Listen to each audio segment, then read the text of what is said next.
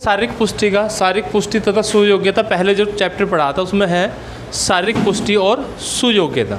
तो अभी हम बात कर रहे हैं शारीरिक पुष्टि। देखो पहला क्वेश्चन तो यही बनता है कि जो शारीरिक पुष्टि है उसके जो अंग हैं वो कितने हैं। पहला क्वेश्चन यहाँ से ये है कि शारीरिक पुष्टि के अंग कितने हैं, या इनमें से कौन सा शारीरिक पुष्टि का अंग नहीं है। पहला, दूसरा, तीसरा, चौथा, पांचवा, ये आपको दिए गए हैं 5 ऑप्शन। अंग नहीं है। देखो इन 5 के बिना शारीरिक पुष्टि संभव नहीं है। कहने का मतलब ये है कि जो शारीरिक पुष्टि हमारा टॉपिक है उसके जो अंग हैं वो 5 हैं। सबसे पहले हमने लिखा है शक्ति, ठीक है ना। सबसे पहले क्या है, शक्ति है, उसके बाद गति है, सहन क्षमता है, लचक है और आपका तालमेल है, ठीक है। यानी कि जो हमारी शारीरिक पुष्टि होती है तो उसके लिए हमारे क्या है, आपके 5 तत्व होने ज़रूरी हैं। देखो क्वेश्चन ऐसे ही से सीधा पूछा हुआ था कि शारीरिक पुष्टि का निम्न में से कौन सा अंग नहीं है, या फिर शक्ति का कौन सा अंग है। तो ऐसे क्वेश्चन यहाँ से चले हुए हैं कुछ। तो इसके बाद बात करते हैं शक्ति किसे कहते हैं। देखो यहाँ आपको ये पता होना चाहिए शक्ति किसे कहते हैं। पहले शक्ति पे आते हैं। तो शक्ति क्या है जी?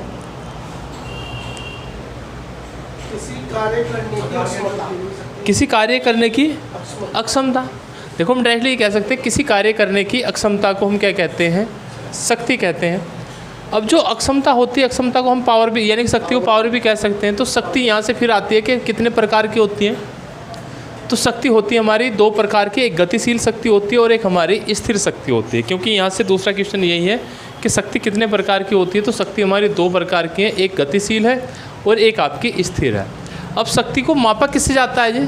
शारीरिक शिक्षा जो हम पढ़ रहे हैं तो शक्ति को मापने के लिए किसका प्रयोग करते हैं, इकाई क्या है, यूनिट क्या है इसे मापने के लिए। मात्रक मतलब या तो आप किस में नापेंगे, पाउंड में नापते हैं। हमारे यहाँ शारीरिक शिक्षा में यही है ना कि या तो पाउंड में नापते हैं या फिर डाइस में नापते हैं, डाइंस में, ठीक है ना। तो आपको ये ध्यान रखना है या तो पाउंड होगा पाउंड में या होगा डाइंस में। तो शक्ति मापन आपसे पूछा जाता है कि निम्न में से कौन सा शक्ति मापन की यूनिट है या इकाई है। तो वो क्या होगा, या तो पाउंड होगा या फिर आपका डाइंस होगा, ठीक है जी। अब बात कर रहे थे कि शक्ति हमने कहा कि 2 प्रकार की, एक गतिशील शक्ति है और एक आपकी कौन है, स्थिर शक्ति है। तो गतिशील शक्ति क्या होती है जी? गतिशील शक्ति किसे कहते हैं? देखो गतिशील का मतलब ये है कि जो चलन में हो, जैसे रेस मारने वाला जितने भी लंबी या छोटी दूरी के धावक होंगे सभी में गतिशील शक्ति होगी ना। तो स्थिर शक्ति किस में होगी फिर? स्थिर शक्ति बात कर रहे हैं, स्थिर शक्ति। देखो यहाँ कहा कि शक्ति 2 प्रकार की, गतिशील शक्ति है और एक स्थिर शक्ति है।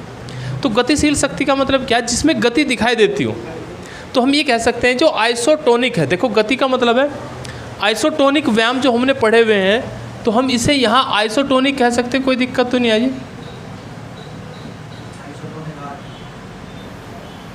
वैसे आइसो का मतलब समान होता है, टोनिक का मतलब तनाव होता है।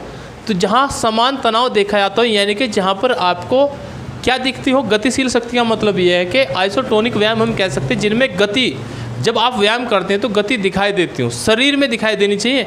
यहाँ में लंबी रेस से मतलब नहीं है, क्योंकि हम पढ़ रहे हैं शारीरिक पुष्टि। आपने पुशअप किए तो पुशअप करेंगे, तो जैसे आप पुशअप करेंगे तो देखना यहाँ से बाइसेप चलेंगे ना, तो बाइसेप चलेंगे तो ये शक्ति होती हुई दिखाई दे रही, गति होती हुई दिखाई दे रही ना। तो ऐसी शक्ति यानी कि ऐसी गति जो होते हुए दिखाई देती है उसे हम गतिशील शक्ति कहते हैं, जैसे आइसोटोनिक शक्ति है, ठीक है जी। आइसोटोनिक व्यायाम जो हमारे होते हैं, अब बात करते हैं आइसोटोनिक व्यायाम में कौन कौन आते हैं। पुलअप है, पुशअप है, ठीक है जी, जो डिप्स लगाते हैं ये हमारे किस में आते हैं। फिर इसके बाद स्थिर शक्ति किस में होती है? स्थिर का मतलब बैठे हुए हम, तो बैठे हुए में स्थिर शक्ति होगी। जैसे ड्राइवर होते हैं भाई, वो बैठे रहते हैं तो उसमें क्या होता है, स्थिर शक्ति होती है। अभी लचक भी चलेगी, हम ये कह सकते हैं कि अगर हम कोई वस्तु एक जगह रखी तो वो स्थिर शक्ति है। अब इसी में बात करते हैं जो अधिकतम शक्ति है, यानी कि गतिशील शक्ति है। गतिशील शक्ति फिर से 3 प्रकार की होती है। क्वेश्चन यहाँ से फिर वही बनेगा, गतिशील शक्ति कितने प्रकार की है, तो यहाँ से फिर कौन है, 3 प्रकार की है। किस शक्ति को आइसोटोनिक शक्ति कहा जाता है? पहला क्वेश्चन ये भी तो बनना था ना, तो गतिशील था जब ऑप्शन ये थे। अब इनमें से ऑप्शन है कि किस शक्ति को आइसोटोनिक शक्ति कहा जाता है। तो ये तीनों आइसोटोनिक ही है ना, क्योंकि जब ये आइसोटोनिक है, ये आइसोटोनिक के प्रकार है, तो ये तीनों की तीनों हमारी क्या है, आइसोटोनिक है। नहीं तो वहाँ मोस्टली क्या होता है, देखो जो कन्फ्यूजन की बात कर रहा था, आपसे ये पूछ लिया गया कि निम्न में से कौन सा आइसोटोनिक क्या है, शक्ति है। तो मोस्टली क्या लगाएंगे आप, इनमें से किसी एक को लगाएंगे अगर सही भी दिया गया, क्योंकि ये दिमाग ये काम नहीं करने का उस समय कि तीनों हो सकती हैं। तो इसलिए यहाँ बताया कि अधिकतम शक्ति, विस्फोटक शक्ति और आपका शक्ति सहन शक्ति सभी क्या है, आपका गतिशील शक्ति के प्रकार है, जिसे हम आइसोटोनिक कहते हैं। ठीक है जी। अब बात करते हैं अधिकतम शक्ति किसे कहते हैं। किसी कार्य को करने का अंत तक जब प्रयास करते हैं, ज़्यादा प्रयास करते हैं, तो अधिकतम शक्ति कहते हैं। आपको मैंने एग्जाम्पल दिया वेट लिफ्टिंग। वेट लिफ्टिंग तो पता है ना, तो हमने कहा वेट लिफ्टिंग। ठीक है जी। तो जो वेट लिफ्टिंग है वो अधिकतम शक्ति है, लेकिन अधिकतम शक्ति कौन सी वेट लिफ्टिंग है भाई? मेरी सामर्थ्य कितनी थी, 50 किलो वेट उठाने की थी। कंपटीशन में आए तो मैंने 60 उठा लिया, तो ये मेरी अधिकतम शक्ति है ना। मैंने अपनी अधिकतम शक्ति का प्रयोग करके 60 उठाने की कोशिश की, तो ये मेरी अधिकतम शक्ति है। अब बात करते हैं विस्फोटक शक्ति का मतलब अचानक। विस्फोटक शक्ति का मतलब क्या है? अचानक से जो शक्ति होती है। एग्जाम्पल के लिए जैसे दौड़ते दौड़ते कूदना पड़ जाए, आप बैठे हैं, अचानक आपके पैर पर सांप चढ़ गया, तो एकदम से उठ के भागते हैं ना, तो एकदम से पैर पीछे हटाएंगे तो वो क्या, अचानक हो रही है, तो विस्फोटक शक्ति है। अचानक किसी पे पावर लगा रहे तो विस्फोटक शक्ति है। अब यहाँ कंडीशन ये आती है, वेट लिफ्टिंग जब आप करते हैं तो यहाँ चूँकि वेट लिफ्टिंग का एग्जाम्पल आपको विस्फोटक शक्ति में भी मिलेगा। उसने कहा वेट लिफ्टिंग में होती है शक्ति, तो विस्फोटक शक्ति भी है, आपकी अधिकतम शक्ति भी है। अधिकतम शक्ति उस समय थी जब आपने भार अपनी सामर्थ्य से ज़्यादा उठाया। विस्फोटक शक्ति कब है? आपने देखा हो उसमें जर्क और स्नैच होता है ना, एकदम से उठा अचानक एकदम, जब हमने उसमें पावर लगाई तो हमारी क्या होगी, विस्फोटक शक्ति होगी। तो कन्फ्यूजन ये था कि विस्फोटक शक्ति या वेट लिफ्टिंग में कौन सी शक्ति का प्रयोग किया जाता है। तो अभी हम इसका भी कर रहे हैं, अभी हम इसका भी कर रहे हैं। अब बात करते हैं शक्ति सहन अक्षमता। तो शक्ति सहन अक्षमता मतलब एक पॉइंट है इसमें शक्ति, दूसरा है सहन अक्षमता। शक्ति किसे कहते हैं जी? हमने जैसे कहा था पावर किसी कार्य को करने की हमारी अक्षमता कहते हैं ना। अब इसने कहा सहन अक्षमता क्या है? देखो यहाँ भी लिखा हो ना सहन अक्षमता। सहन अक्षमता क्या होती है? थकावट के विरुद्ध किया गया कार्य। जब आपको थकावट हो जाती है उसके बाद भी अब जब आप कार्य करते हैं तो उसे हम सहन अक्षमता कहते हैं ना। तो यहाँ क्या गति के साथ यानी कि शक्ति के साथ सहन अक्षमता भी है। जैसे हम डायरेक्टली ये कह सकते हैं कि जो शक्ति सहन अक्षमता है किस में देखे जाती है? लंबी दौड़ में या अधिक समय तक काम करते रहने में। तो जब आप अधिक समय तक काम करते रहेंगे तो उन्हें हम क्या कहते हैं? Aerobic exercise. तो हम यहाँ कह सकते हैं ये देखे जाएंगे आपकी एरोबिक में देखे जाएंगे ना, यानी कि जितने भी आपके एरोबिक व्यायाम हैं तो उनमें क्या होगी आपकी शक्ति सहन अक्षमता की हमें शक्ति की आवश्यकता पड़ेगी। अब यहाँ हम बात कर रहे थे तो इसका मतलब अधिकतम शक्ति और विस्फोटक शक्ति क्या है? ये अनएरोबिक शक्ति है। यानी कि अगर आपसे ये पूछा जाता है कि अनएरोबिक शक्ति कौन सी है तो आपको ये पता अधिकतम शक्ति, जबकि अधिकतम शक्ति है। अनएरोबिक क्यों कह रहे हैं? देखो जो अधिकतम शक्ति है ये हमेशा छोटी रेस के लिए, छोटे काम के लिए प्रयोग होती है। क्योंकि अगर मैं ये कहता कि 100 मीटर जो आपकी रेस है उसमें आप किस प्रकार की शक्ति का प्रयोग करेंगे, तो यहाँ विस्फोटक तो है नहीं, जंप करना विस्फोटक है, दौड़ना विस्फोटक नहीं है। वो तो हमारी क्या गति है ना। तो अभी देखो गति आएंगे तो गति में भी सेम कंडीशन चलेगी। तो यहाँ हम ये कह रहे हैं कि यहाँ हमारी क्या थी, अधिकतम शक्ति का प्रयोग कर रहे हैं ना छोटी रेस में। बड़ी रेस में हम इसका प्रयोग कर रहे हैं। एकदम से अचानक कूदना विस्फोटक शक्ति है, लेकिन कुछ समय के लिए कर रहे हैं, सेकंडों में काम हो रहा। तो ये दोनों क्या है? अनएरोबिक है। एरोबिक कौन सी होती है? जिनमें ऑक्सीजन की आवश्यकता होती है। अनएरोबिक जिसमें ऑक्सीजन की आवश्यकता नहीं होती। यहाँ समय कम है और समय इसमें जो दिखाया गया एनसीईआरटी में 9 सेकंड तक दिखाया, 0 से 9 सेकंड तक का समय की जो होती है वो विस्फोटक शक्ति के अंतर्गत आते हैं। लेकिन यहाँ आप 15 सेकंड तक भी कोई दिक्कत है नहीं, ठीक है ना। इसके बाद यहाँ क्या है, वैसे दिक्कत यहाँ आपसे सेकंड टाइम तो पूछने का नहीं, आपसे ये पूछेगा कि कौन सी है, बस इतना ध्यान रखना। तो यहाँ से ये समझ आया। अब इसके बाद जैसे हम ये कहते हैं, आपको दिया गया है एग्जाम्पल दिया है शॉर्ट पुट फेंकते हैं ना, तो शॉर्ट पुट में किस प्रकार की शक्ति का प्रयोग करते हैं? ऑप्शन ये आपके पास में तीनों हैं, तो आप क्या लगाओगे जी? हाँ जी, शॉर्ट पुट क्या जी? एनोरोबिक तो है, लेकिन दोनों में से बताना ना, इसमें से और इसमें से, ये ऑप्शन है। देखो यहाँ क्या होगी, शॉर्ट फुट हमने कहा ना वेट लिफ्टिंग की तरह ना, गोले को लेके खड़े थे अचानक झटका दिया, वेट को लेके खड़े थे अचानक झटका दिया, दोनों हैं, आपकी अधिकतम भी है विस्फोटक भी है, ठीक है ना। यहाँ जैसे आपका हैमर थ्रो है, दोनों है, हैमर थ्रो में भी दोनों होंगे, डिस्कस थ्रो में भी दोनों है, शॉर्ट फुट में भी दोनों है, वेट लिफ्टिंग में भी दोनों सकती हैं, ठीक है ना। तो यहाँ से जब एग्जाम्पल देगा तो वहाँ कन्फ्यूजन ना हो, इसलिए ये दोबारा से इसमें काम कर रहे हैं। अब बात करते हैं जी गति की, ठीक है ना। तो स्थिर शक्ति हमें पता लग गया, स्थिर का मतलब कौन सी है जी, आइसोमेट्रिक। देखो स्थिर का मतलब क्या है, आइसोमेट्रिक। मैट्रिक का मतलब ये था, हमने आपको कहा था जिसमें आपको गति दिखाई ना दे, दीवार को धकेलना है तो आइसोमेट्रिक एक्सरसाइज है, तो ये हमारी क्या है, आइसोमेट्रिक है स्थिर शक्ति। यहाँ गति आपको दिखाई नहीं देती। हालांकि आइसोमेट्रिक के बारे में हमने पहले ही बात किया है, जो आइसोमेट्रिक व्यायाम है उनका प्रयोग हम कब करते हैं, पुनर्वास के लिए। जब चोट लग जाती है तो चोटों के पुनर्वास के लिए हम इसका प्रयोग करते हैं ठीक होने के बाद, ठीक है ना।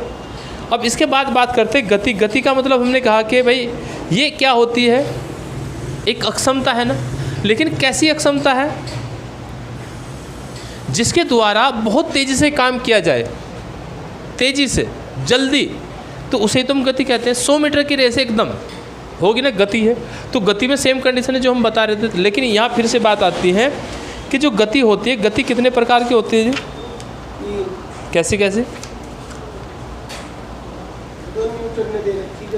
देखो वो नियम है। गति किस, गति का हमने यहाँ कहा ना पहले, गति का मतलब क्या है कि तेज गति से, तेज काम करना, किसी काम को जल्दी करना, वो गति है। तो गति का कोई प्रकार नहीं। अब सहन क्षमता की बात करते हैं। सहन क्षमता आपको पता है, थकावट के विरुद्ध काम किया गया कार्य सहन क्षमता है।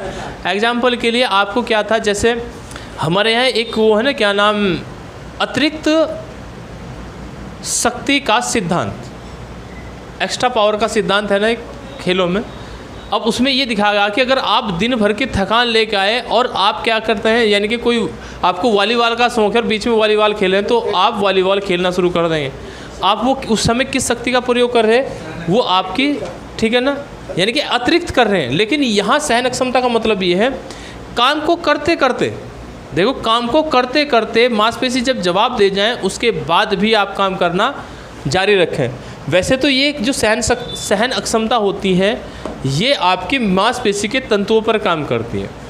अब देखो यहाँ सहन सक्षम यानी शक्ति सहन अक्षमता भी थी ना। अब यहाँ अगर गति में भी लाते हैं तो गति सहन अक्षमता थी।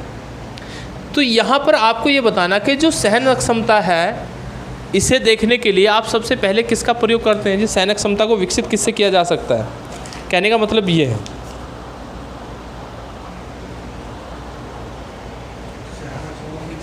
हाँ जी, सहन क्षमता में हमने कहा था भाई कार्डियो, जो हमारा हृदय की धड़कनें सामान्य होंगी, उन्हें हम बढ़ा सकते हैं, वो सहन क्षमता को विकसित कर सकते हैं ना, क्योंकि हृदय पे डिपेंड करता है, फेफड़ों पे डिपेंड करता है। तो सहन क्षमता मतलब है लंबी दूरी की दौड़ें होंगी, लंबी दूरी की दौड़ें जितनी होंगी सहन किस में होती है, शक्ति सहन यानी कि सहन क्षमता में आती है ना। तो वहाँ सहन क्षमता को बढ़ाया जाता है लंबी दूरी की दौड़ द्वारा। अब बात करते हैं लचक की। लचक क्या होती है जी, जोड़ों की गति। हाँ, जोड़ों की गति। एक क्वेश्चन आ रखा था, लचक को प्रभावित करता है। लचक को कौन प्रभावित करता है, जोड़ों की गति तो है, लेकिन ज्वाइंट है उसके ऊपर फाइबर्स तंतु हैं, और जो आपके फाइबर्स तंतु हैं उन्हें क्या कहते हैं, लिगामेंट। तो जो यहाँ पर आपकी जोड़ों की जो लचक है, लचक को जो निर्धारित करता है वो आपके लिगामेंट करते हैं। क्योंकि अगर लिगामेंट ही नहीं चलेंगे, उनमें अकड़न आ जाएगी। जब कई बार आपने देखा हो चोट लग जाती है तो लिगामेंट में सूजन आ जाती है, तो आपका हाथ या पैर मूवमेंट करना बंद कर देता है। तो उसका मतलब क्या है, ये आपको ध्यान रखना, जोड़ पे होगा और लिगामेंट होगा प्रभावित करने वाला। अब फिर यहाँ बात करते हैं लचक। यहाँ से बहुत अच्छा क्वेश्चन बनेगा, लचक कितने प्रकार की होती है, दो प्रकार। तो कौन कौन सी, सक्रिय और अक्रिय लचक होती है। दो प्रकार की, एक सक्रिय लचक, एक अक्रिय लचक। सक्रिय किसे कहते हैं, जो बाहरी सहायता से की जाती हो, वो अक्रिय है। देखो सक्रिय का मतलब ये है, मैं अपनी जो मेरा शरीर है उसे मैं किसी बिना बाहरी सहायता के हिला डुला सकता हूँ, ये सक्रिय लचक है। और सपोज मेरे चोट लगी हाथ पे, तो मैं क्या करूँगा, ऐसे गर्म पानी का प्रयोग करूँगा तब हिलाने की कोशिश करूँगा ना, या किसी दूसरी चीज़ से प्रेशर लगाऊंगा तब, तो वो क्या है, अक्रिय है। ठीक है ना। तो सक्रिय क्या है, जिसे हम अपने आप कर सकते हैं, और अक्रिय क्या है, जिसे हम बाहरी सहायता से करते हैं। अब यहाँ जो सक्रिय लचक है, सक्रिय लचक में फिर से दो प्रकार की लचक दी गई है, एक स्थिर और एक गतिशील। देखो स्थिर और गतिशील यहाँ भी चल रही थी ना, ये गतिशील थी, ये स्थिर थी, लेकिन ये शक्ति के प्रकार थे। यहीं इसने प्रकार किसके दे दिए जी, अब ये लचक के प्रकार दे दिए। एक गतिशील लचक है, बस इसके सामने लचक ही तो लिखा,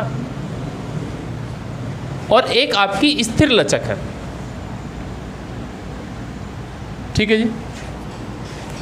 अब क्वेश्चन यहाँ से ये पूछा हुआ था कि जो हमारे यानी कि मानव शरीर है उसमें किस प्रकार की लचक सबसे अधिक पाई जाती है। ऑप्शन है गतिशील लचक, दूसरा था स्थिर लचक। स्थिर लचक है जी, ठीक है ना। तो आप बताइए क्या लगाओगे। गतिशील लचक।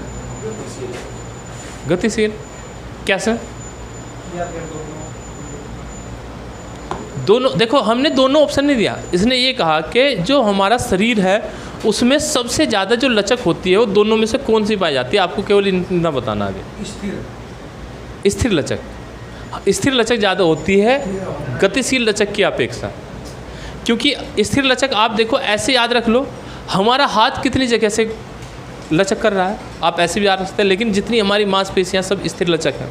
लचक उनमें है, लेकिन लचक का मतलब यह है कि देखो हिल डुल तो नहीं रही, लेकिन यहाँ अगर आप ऐसे हिलाओगे तो हिल जाएगा ना भाई, कहीं भी आप हिलाओगे तो वो हिल जाएगा ना। तो कहने का मतलब ये है, आपको ये ध्यान रखना कि स्थिर जो लचक है वो ज़्यादा होती है गतिशील लचक की अपेक्षा। ठीक है जी। हाँ भाई, बैठे हैं तो स्थिर लचक है, ठीक है ना। अब इसके बाद बात करते हैं तालमेल। अब तालमेल का जो संबंध है वो किससे है, क्योंकि लास्ट हमारा यही है। तालमेल का संबंध किससे है, तो आपको ऑप्शन रहेगा मांसपेशियों से, हृदय तथा मांसपेशी की गति से, ठीक है जी, नर्वस सिस्टम से, या फिर आपको कुछ भी दे सकता है, जैसे पाचन तंत्र है तो बताइए। ये हृदय और मांसपेशी की शक्ति हो रही है काम में। अगर आपने हृदय और मांसपेशियों की शक्ति लगा दी तो बिल्कुल 100% गलत होगा। क्यों? जब तक आपका मस्तिष्क काम नहीं करने का, जब तक आपके मांसपेशियों के बीच में सामंजस्य हो ही नहीं सकता। तो कहने का मतलब ये है कि तालमेल की जो योग्यता है वो हमारे न्यूरॉन सिस्टम की है, वो हमारे तंत्रिका तंत्र के स्नायु मंडल इसे प्रभावित करता है। बस इसमें जो आपको याद रखना है वो क्या याद रखना कि ये हमारे तंत्रिका तंत्र की योग्यता है कि वो देखो हाथ, अगर आपने देखा हो चलते हाथ, एक हाथ आगे जाता है तो एक अपने आप पीछे चले जाता है, तंत्रिका तंत्र कंट्रोल कर रहा है ना, मस्तिष्क कर रहा। तो यहाँ आपको फिर हमारा क्या है जी, मस्तिष्क है, चाहे मस्तिष्क हो या तंत्रिका तंत्र हो, बात एक ही है। एक ऑप्शन स्नायु मंडल कह सकता है, हिंदी में अगर कहेगा स्नायु मंडल कह देगा ना तो स्नायु मंडल भी बात वही है, तो तंत्रिका तंत्र है। अब यहाँ जो स्वास्थ्य है, यानी कि देखो इसके बाद हमारा क्या आता है, स्वास्थ्य की जो पुष्टि के अंग होते हैं, पुष्टि के अंग हमने आपको पहले ही बता दिया, जो ये होते हैं पुष्टि के अंग ही थे। अब इसमें देखो दो क्वेश्चन अच्छे हैं, वैसे आपको पहले इनमें क्योंकि एनसीईआरटी करा रहे हैं दोबारा से, तो ये पहले आपको कराई है। अब यहाँ एक तो मांसपेशियों की शक्ति है, मांसपेशियों की शक्ति किसे कहते हैं जी? ऑप्शन देखो मांसपेशियों की शक्ति में वही रहता है कि भाई मांसपेशियों की शक्ति क्या है, जो मांसपेशी की शक्ति है वो किससे, क्योंकि क्वेश्चन आता स्लो ट्यूज तंतु, स्लो ट्यूज तंतु मतलब, और एक फास्ट ट्यूज तंतु, दो प्रकार के थे ना, या आप ये कह सकते हैं सफ़ेद तंतु या आपके लाल तंतु। अब जो मैराथन धावक है उसमें किस प्रकार के तंतुओं की संख्या ज़्यादा होगी, और जो शॉर्ट रेसर है उनमें सफ़ेद। कारण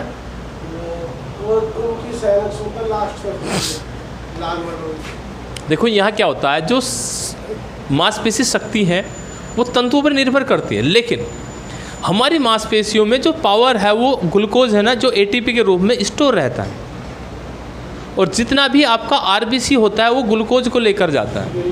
तो लाल जितने भी तंतु होंगे उनमें ऑक्सीजन की मात्रा ज़्यादा होगी। अब जब उनमें ऑक्सीजन की मात्रा ज़्यादा होगी तो लंबे समय तक हम काम कर सकते हैं, ठीक है ना। तो उन्हें क्या कहते हैं, उन्हें कहते हैं स्लो ट्यूज तंतु। यानी कि देखो लाल को स्लो कहा, सफ़ेद को फास्ट कहा। क्यों कहा? क्योंकि तंतुओं की अक्षमता है, जो तंतुओं की शक्ति है वो सफ़ेद वालों की कम है लाल की अपेक्षा। तेज इसलिए है, जब उनकी अक्षमता कम है तो वो तो 2 सेकंड 3 सेकंड काम करेंगे ना, कम समय काम करेगा। जिसमें शक्ति कम है वो कम समय काम करेगा, जिसमें शक्ति ज़्यादा है वो अधिक समय करेगा। शक्ति किस में थी? जिसमें हीमोग्लोबिन ज़्यादा था। हीमोग्लोबिन किस में था? लाल में। तो शक्ति वहाँ ज़्यादा है ना, तो बहुत लंबे समय तक काम करेंगे। और यहाँ शक्ति कम है तो ये कम समय तक काम करेंगे, तो मतलब फास्ट जल्दी काम करेंगे। ठीक है जी। अब उसके बाद एक और यहाँ रहता है कि यहाँ से देखो क्वेश्चन आया था स्लो ट्यूज और फास्ट ट्यूज जो पहले कराया था। अब यहाँ नेक्स्ट में आता है कि जो मांसपेशी की सहन क्षमता है, ये क्या है? ये देखो, वैसे तो मांसपेशी शक्ति और मांसपेशी सहन क्षमता में क्या अंतर है? देखो, शक्ति में और आपकी सहन क्षमता में क्या अंतर है? यहाँ तंतु की सहन करने की अक्षमता कितनी है। शक्ति का मतलब है उसमें एटीपी कितना जमा हुआ है, ये चल रहा था ना, दोनों में अंतर है हल्का सा। अब लचक हमने बता दी थी। यहाँ से देखो, आपने बीएमआई पढ़ा हुआ है। शरीर का जब हम पुष्टि देखते हैं तो स्वस्थ देखते हैं ना, तो स्वस्थ के लिए हमने पढ़ा था BMI। इसे हम कहते हैं बॉडी मास इंडेक्स। ठीक है ना। तो बॉडी मास इंडेक्स क्या होता है जी? शरीर में लंबाई तथा वसा का प्रतिशत होता है ना, अनुपात, सॉरी, लंबाई तथा जो हमारी ऊंचाई है उसका अनुपात होता है ना, सॉरी, वसा का बात कर रहे थे। जो BMI होता है ये भार तथा किसका अनुपात होता है जी? लंबाई का। क्योंकि आपने देखा हो भार लिखते हैं किलोग्राम में और लंबाई लिखते हैं मीटर में, और मीटर में भी स्क्वायर में। BMI का फॉर्मूला ये होता है ना, मीटर स्क्वायर में। अब यहाँ से ये पूछा गया कि जो BMI होता है वो होता क्या है? तो भार का मतलब है वसा। भार का मतलब वसा। यहाँ वसा का और शरीर के जो अन्य अंग हैं उनका क्या करते हैं, मतलब औसत देखते हैं, लेकिन यहाँ केवल लंबाई दिया ना। अब एक और ऑप्शन है यहाँ, इसने लिखा lean body mass. Lean body mass, तो लीन बॉडी मास क्या होता है?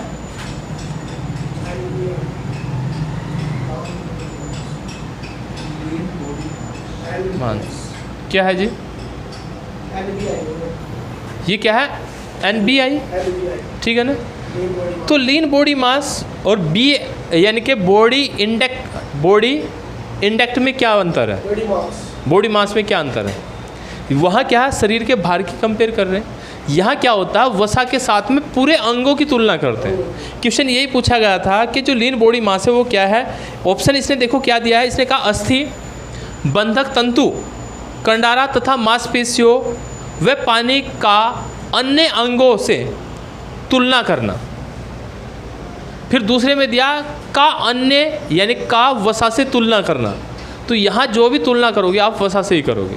तो लीन बॉडी मास क्या होता है? जितने भी हमारा शरीर में जो भी प्रक्रिया हो रही है, पानी है, हड्डी है, मांसपेशी है, कुछ भी है, सबकी तुलना हमें किससे करनी है? वहाँ वसा से करनी है। उसे कहते हैं लीन बॉडी मास। ठीक है जी। अब यहाँ देखो, इसने कहा जो वसा की बात कर रहे थे, स्वस्थ जो मनुष्य होता है, स्वस्थ जो मनुष्य होता है उसमें वसा कितनी होनी चाहिए? प्रतिशत में बतानी है। 9%। देखो, जब आप बॉडी मास इंडेक्स निकाला था हमने, तो यहाँ हमने निकाला था क्या था? 18.5 से, आपको 18.5 से कितना दिखा था? 25। हालांकि 24.9 होता है, ये नॉर्मल बताया था ना। जो सामान्य बॉडी मास इंडेक्स आता है वो कितना आता है आपका? 18.5 से 24.9 या समथिंग में 25 लगाते हैं। इससे ऊपर अगर होगा तो भार बढ़ गया, इससे कम होगा तो अल्प भार है। ठीक है ना।